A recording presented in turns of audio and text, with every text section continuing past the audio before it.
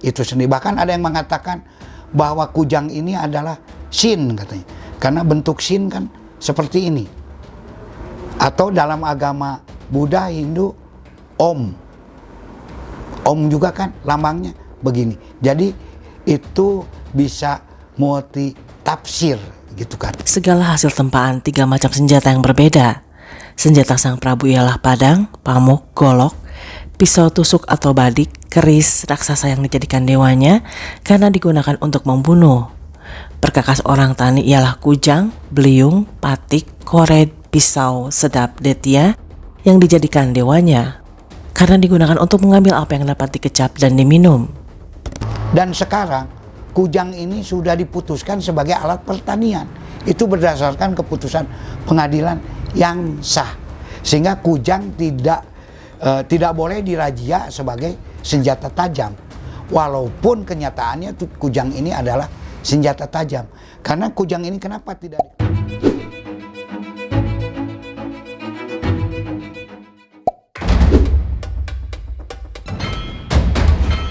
Kujang berasal dari kudi hiang, kudi senjata berkekuatan gaib, hiang artinya dewa. Karya seni tinggi ini dianggap tereh atau trah, jati diri orang Sunda. Sehingga secara harfiah, kujang dapat diartikan sebagai suatu jimat ataupun senjata yang memiliki kekuatan magis dewa di dalamnya. Sejak dahulu hingga saat ini kujang menempati satu posisi yang sangat khusus di kalangan masyarakat Sunda. Sebagai lambang atau simbol dengan nilai-nilai filosofis yang terkandung di dalamnya. Kujang dipakai sebagai salah satu estetika dalam beberapa lambang organisasi serta pemerintahan. Narasumber dalam video ini adalah Bapak Anton Carlian, seorang budayawan sekaligus pegiat seni budaya Sunda, dan narasumber kedua adalah Bapak Aris Kurniawan, seorang dosen di DKV, ITENAS, dan penggiat budaya. Selama beberapa dekade, beliau mengabdikan dirinya untuk meneliti kujang. Bagi kamu yang tertarik dengan bahasan ini, silakan simak video berikut.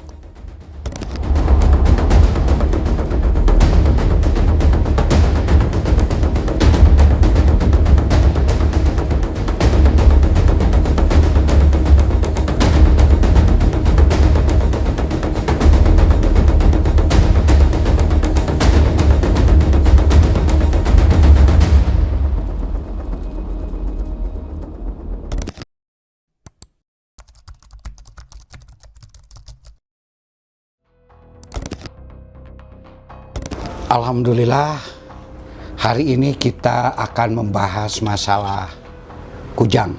Ini senjata kujang. Senjata kujang ini ditenggarai sebagai salah satu lambang daripada orang-orang Sunda atau Tatar Sunda, Kerajaan Galuh, baik dari dulu dan sekarang. Berbicara tentang kujang, sejarah kujang, memang tidak ada sesuatu yang pasti. Namun kita mengambil dari salah satu sumber primer, yaitu naskah kuno Sang Hyang Siksa Kandang Karesian yang ditenggarai adalah ditemukan tahun 1518. Kujang sudah ada di dalam naskah tersebut. Yang disebut adalah senjata Wong Tani. Jadi kujang itu adalah merupakan pakarang Wong Tani, senjata untuk para petani. Itu 1518. Kemudian kalau kita lihat istilah kujang itu sendiri sudah ada sejak tahun 766, yaitu abad ke-8 lah. Itu dari mana? Salah satu raja Galuh namanya Rakean Medang Hulu Kujang. Itu beliau ini adalah raja setelah Rakean Banga gitu kan. Itu raja Sunda Galuh Rakean Medang Hulu Kujang. Berarti itu 766. Namanya saja sudah Hulu Kujang. Nah kemudian kalau kita lihat telusuri dari artefak-artefak yang lain, ada juga seperti di Gunung Padang. Itu ada di dalam batu sebagai satu didapatkan satu ukiran berbentuk kujang. Nah, kalau berbicara ya Gunung Padang itu kan berbagai versi juga. Dari Prof. Yondri dikatakan sekitar 134 sebelum Masehi. Dari grupnya Prof. Ali dan Dr. Popon juga dikatakan itu 10.000 tahun sebelum Masehi. Nah, itu kujang. Kemudian kujang pun juga adanya di mana? Ternyata kujang pun juga banyak ditemukan di bentuk-bentuk artefak seperti batu. Seperti di Candi Bojong Menje ada berbentuk kujang. Kemudian salah satu di Galunggung di Walahir juga ada batu berbentuk kujang. Dan saya yakin di tempat-tempat lain, ada yang di Banten, ada yang di Bandung, banyak ditemukan artefak-artefak berbentuk batu yang disebut batu kujang.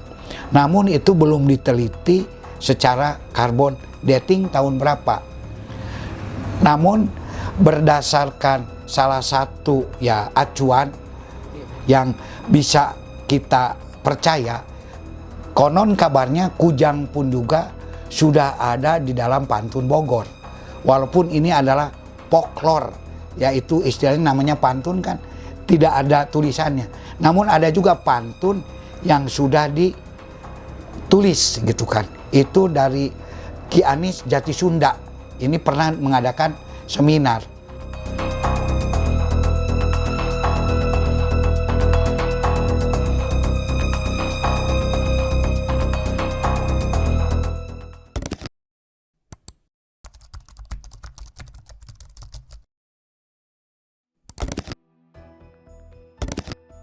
Menurut naskah Sang Hyang Siksa Kandang Karesian pada tahun 1518, semula kujang digunakan sebagai alat perladang yang isi naskahnya berbunyi, segala hasil tempaan 3 macam senjata yang berbeda. Senjata sang Prabu ialah padang, pamuk, golok, pisau tusuk atau badik, keris, raksasa yang dijadikan dewanya karena digunakan untuk membunuh. Perkakas orang tani ialah kujang, beliung, patik, kored, pisau, sedap, detia yang dijadikan dewanya karena digunakan untuk mengambil apa yang dapat dikecap dan diminum. Dalam teks naskah Sang Hyang Siksa Kandang tersebut, kujang dianggap sebagai gagaman atau alat perkakas atau senjata para petani dalam melakukan pekerjaannya. Namun berdasarkan data dan fakta yang ada, serta seiring perkembangan zaman, bentuk dan fungsi kujang juga berubah sesuai peran dan fungsinya. Kalau fungsi kujang di masa lalu berdasarkan buku Sang Hyang Siksa Kandang Karesian, pakarang wong tani. Artinya alat untuk pertanian. Nah, alat untuk pertanian ini menandakan bahwa masyarakat Jabar itu sebuah senjata yang dijadikan senjata andalannya itu justru bukan untuk perang, tapi untuk mensejahterakan rakyat, ngertakeun jalma rea, ngertakeun bumi lamba. Ini sebagai sebuah alat pertanian. Alat pertanian itu kan untuk menunjang sebuah kehidupan. Tapi tentu saja bukan kujang yang seperti ini. Tetapi ada satu kujang yang agak besar yang disebutnya itu cangak. Cangak gitu kan. Nah, itu cangak itu sebagai alat pertanian yang hampir sama kan kalau sekarang hampir sama dengan arit. Tapi tidak menutup kemungkinan ada juga kujang yang untuk mengambil butir-butir padi itu kan bisa kecil. Nah, sekarang kalau butir padi kan zaman sekarang pakai etem.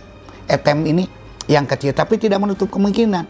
Zaman dulu kujang pun juga ada yang untuk ngebabatnya, cangak, tetapi ada juga yang untuk mendapatkan padinya secara khusus.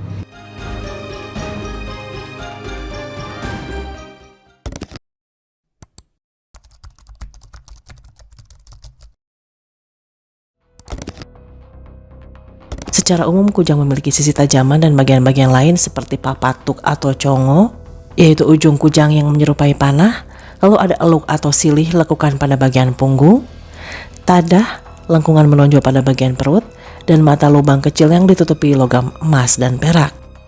Selain dari bentuknya yang unik, bahan baku kujang cenderung tipis, bersifat kering, berpori dan banyak mengandung unsur logam alam.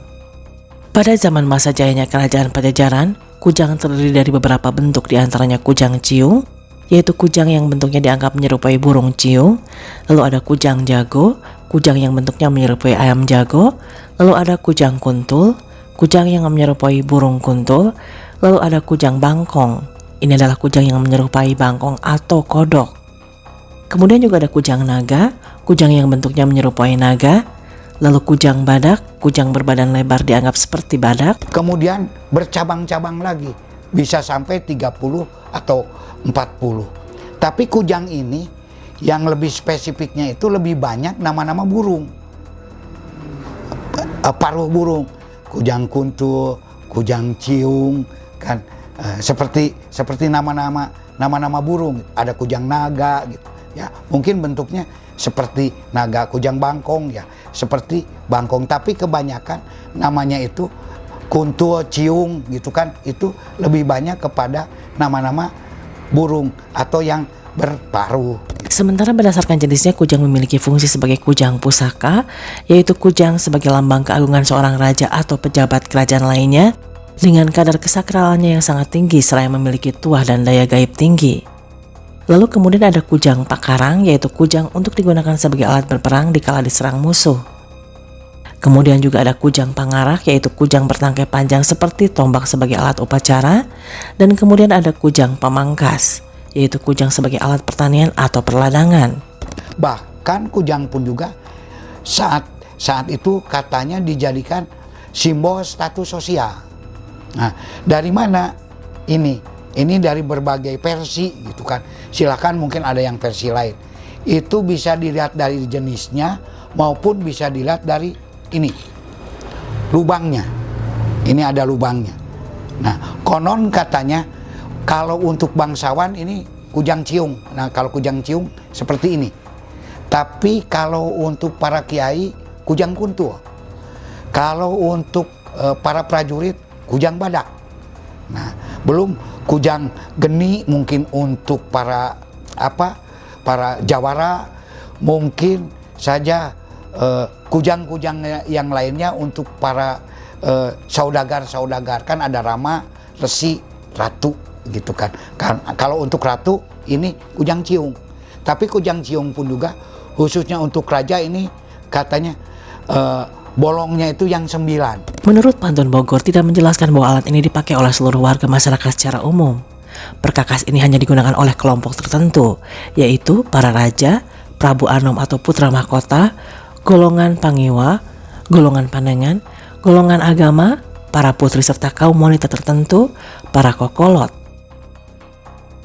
Sedangkan rakyat biasa hanya menggunakan perkakas-perkakas lain seperti golok, congkrang, sunduk, dan sebagainya. Kalaupun diantaranya ada yang menggunakan kujang, hanya sebatas kujang pamangkas dalam kaitan keperluan berladang. Selain diperuntukkan bagi para pejabat tadi, kujang digunakan pula oleh kelompok agama. Namun dari semua keseluruhan hanya ada satu bentuk kujang, yaitu kujang ciung, yang perbedaan tahapannya ditentukan oleh banyaknya mata.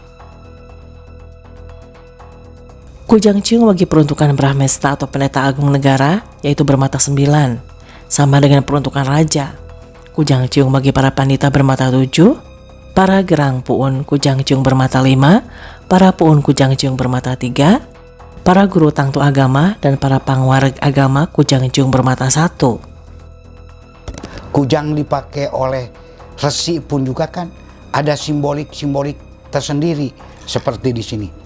Kujang untuk resi konon kabarnya ininya lingkarannya 3, tritangtu di buana. Nah, ini untuk resi. Ada juga yang 5. Bahkan kujang ini pun juga kan, ya ini banyak versinya. Ada yang mengatakan kujang ini dalam versi Muslim. Ini alif ini. Lam ini. Ro itu di sini yang bulatnya. Alif lam ro. yang artinya itu apa? Alif lam ra. Alif itu Allah, lam itu malaikat, mim itu adalah Rasulullah, Kangjeng Nabi Muhammad. Itu dari filosofinya itu sendiri. Bahkan ada yang mengatakan bahwa kujang ini adalah sin katanya, karena bentuk sin kan seperti ini. Atau dalam agama Buddha, Hindu, Om juga kan lambangnya begini. Jadi itu bisa multi tafsir gitu kan. Kelompok lain yang juga mempunyai kewenangan memakai kujang yaitu para wanita Menak atau bangsawan Pakuan dan golongan kaum wanita yang memiliki fungsi tertentu seperti para putri raja, para putri kebupatian, para ambu sukla, guru sukla, para ambu gerang, para guru AS dan para sukla mayang atau dayang kaputren. Kujang bagi kaum wanita biasanya hanya terdiri dari kujang ciung dan kujang kuntul. Hal ini karena bentuknya yang melangsing, tidak terlalu galabak atau berbadan lebar, dan ukuran biasanya lebih kecil dari ukuran kujang kaum pria.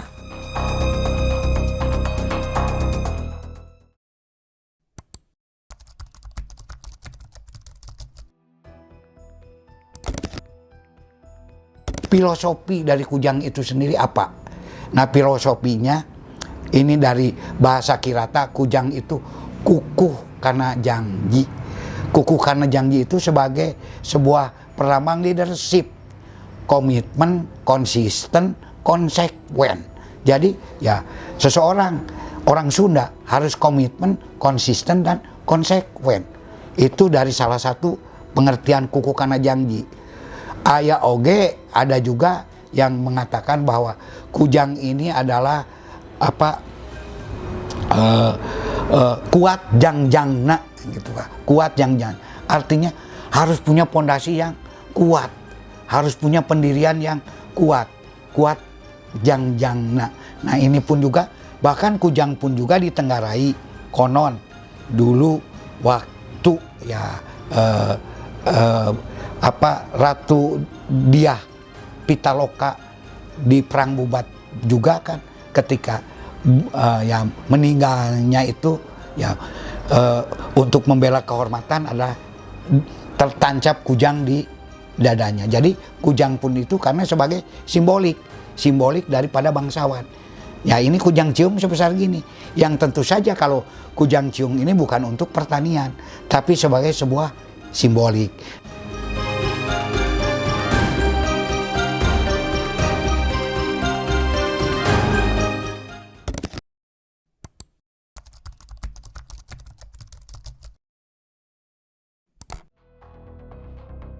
Seiring perkembangan zaman, secara tradisi hal ini pun berimbas terhadap jenis dan ragam kujang yang berbeda jenis dan fungsinya dalam kehidupan sehari-hari. Tapi memang kujang pun juga kan berbagai jenis. Ada kujang pamor misalnya. Nah, kayak kujang pamor ini kan ada pamornya. Kujang ini dibikinnya dari besi aji. Kalau besi aji itu apa? Besi campuran. Bisa dari baja, campuran perungu, mungkin campuran kuningan. Nah, ada juga kujang yang memang hanya dari besi saja. Jadi kujang zaman sekarang ya memang ada yang secara turun-temurun mungkin dari para leluhurnya, dari orang tuanya. Tetapi itu pun juga sangat jarang sekali dari terah keturunan Sunda yang memang diwariskan kujang. Sebagai salah satu contoh, yang di Museum Cirebon saja kan kebanyakan berbentuknya kris, bukan kujang. Jadi kalau kujang yang diwariskan ini sangat sedikit sekali. Dan sekarang apakah boleh atau tidak berdasarkan ada gugatan agar kujang itu dijadikan sebagai alat pertanian. Dan sekarang kujang ini sudah diputuskan sebagai alat pertanian. Itu berdasarkan keputusan pengadilan yang sah, sehingga kujang tidak boleh dirajia sebagai senjata tajam, walaupun kenyataannya kujang ini adalah senjata tajam. Karena kujang ini kenapa tidak diklasifikasikan sebagai senjata tajam? Kan tidak bisa untuk mengiris, tapi kalau untuk menusuk kan masih bisa. Tapi walaupun demikian, ya kita hormati hukum. Bahwa kujang sekarang dianggap sebagai alat pertanian sesuai dengan naskah Sang Hyang Siksa-Kandang Karsia. Sehingga ya bagi masyarakat Sunda boleh dijadikan sebagai aksesoris, tapi jangan disalahgunakan. Mungkin perlu ada satu administrasi khusus sehingga bisa dipakai oleh semua masyarakat Sunda sebagai kebanggaan orang Sunda. Untuk lebih mengetahui bahwa kujang ini menjadi salah satu simbolik orang Sunda, bisa kita lihat. Lihat dari lambang Jawa Barat. Lambang Jawa Barat itu bisa dilihat. Ada gambar gunung, semua ya pemerintah daerah selalu ada lambang gunung, ada lambang air, kemudian ada lambang benteng, itu biasa. Tapi justru yang membedakan Jawa Barat ada lambang gunung, air, dan ada lambang kujang. Sehingga itulah menjadi simbolik di Jawa Barat. Bahkan dulu sampai ke Banten. Yang keduanya, kujang juga sebagai satu simbolik. Alhamdulillah, kujang juga dijadikan sebagai salah satu pasukan di TNI Angkatan Darat. Pasukan kujang. Dan pasukan kujang ini pun juga merupakan cikal bakal daripada pasukan khusus yang sekarang disebut pasukan Kopassus. Nah, kalau dulu RPKAD gitu kan. Ini juga dari pasukan kujang. Kemudian secara fisiknya kujang pun juga bisa kita lihat. Satu, kalau ingin melihat jenis-jenis kujang yang pernah saya lihat ada yaitu di Museum Galunggung. Itu ada jenis-jenis kujang lebih dari 20 jenis kujang, yaitu di Batu Ampar Galunggung Tasik Malaya. Kemudian juga simbolik yang lain ada Tugu Pusaka Kujang, yaitu di Kampung Naga, itu pun juga di Kota Tasik, perbatasan Tasik dengan Garut. Dan yang terakhir adalah ada juga Tugu Kujang di Bogor. Nah, inilah sebagai simbolik-simbolik bahwa kujang ini identik dengan simbolik masyarakat Jabar. Bahkan kalau sekarang maaf saja di gerbang-gerbang banyak sekali simbol-simbol kujang. Nah, inilah bahwa kujang merupakan simbolik kebanggaan masyarakat Jawa Barat, Tatar Sunda, Galuh.